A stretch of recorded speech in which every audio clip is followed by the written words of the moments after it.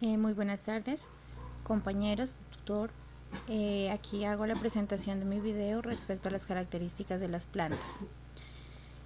Soy estudiante del CAU Pasto, pertenezco a la licenciatura de Biología con énfasis en Educación Ambiental y mi nombre es Jimena Lucano. Bueno, vamos a hablar de una clasificación que son las briófitas.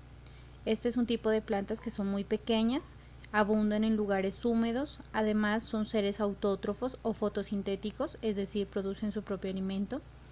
Son plantas que no tienen tejidos vasculares internos, es decir, no tienen un xilema y un floema. Además, estas plantas son capaces de vivir en unas temperaturas supremamente altas o también tienen la capacidad de adaptarse a temperaturas muy bajas. Estas forman una especie de alfombra verde, sobre todo en las rocas, y son capaces de retener gran cantidad de agua. Como no tienen haces vasculares o tejidos vasculares, por lo tanto no tienen raíz ni tampoco un tallo. Su manera de reproducción es por esporas. Un ejemplo de estas plantas briófitas son los musgos y las hepáticas. La función principal de las plantas llamadas briófitas es proteger al suelo de la erosión, ya que con tanta contaminación que hay y la gran cantidad de agua que ellas generan, hacen que las propiedades del suelo no se pierdan. Aquí podemos ver un ejemplo de briófitas. Aquí en esta parte podemos observar unos musgos, que son características o un ejemplo claro de lo que es las briófitas.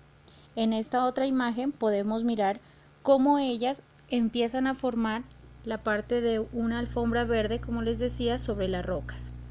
Y en esta última imagen, en esta parte donde miramos estas bombitas en las finales de las hojitas, es allí donde guardan las esporas, que se llaman ovocelas, para ser fecundadas y poder realizar su proceso de reproducción. Otra clase de plantas son las pteridofitas. En este tipo de plantas pues tienen ya vasos o conductos vasculares, que son el xilema y el floema. Estas también tienden a vivir en lugares frescos y también que tengan humedad. Son plantas que ya poseen una raíz y un tallo, no producen semillas y estas tienen soros en el revés de sus hojas. Estos soros caen y germinan produciendo los nuevos seres.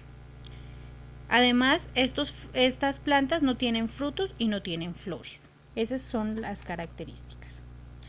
Un ejemplo claro de este tipo de plantas, podemos ver los musgos, que también siguen siendo, en la parte del revés tienen unos punticos negros, esos son los soros, que cuando caen logran realizar la reproducción. O también un ejemplo claro son las colas de caballo.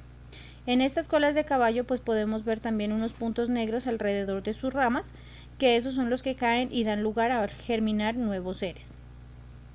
Las pteridofitas se diferencian de las briófitas por la altura. Las briófitas no tienen una gran altura, o sea, no solamente tienen unos 20 centímetros de altura. En cambio, las pteridofitas son un poco más altas. Otro tipo de plantas son las gimnospermas. Las gimnospermas son plantas con semillas y una característica principal es que son leñosas. Además, tienen hojas simples y muy sencillas. Un ejemplo de este tipo de plantas son los árboles y los arbustos, que podemos encontrar en cualquier parte de los paisajes. Estas plantas son plantas monoicas. ¿Qué quiere decir? Que en la misma planta podemos encontrar flores masculinas y femeninas, por lo tanto generan la fecundación de manera fácil y con ayuda del viento. Un ejemplo claro de este tipo de plantas son los pinos. Aquí podemos observar un pino y aquí podemos observar la parte de un fruto. En este caso, las gimnospermas, sus frutos son visibles, y en esta parte donde miramos un puntico aquí, esos son las semillas, es decir, las semillas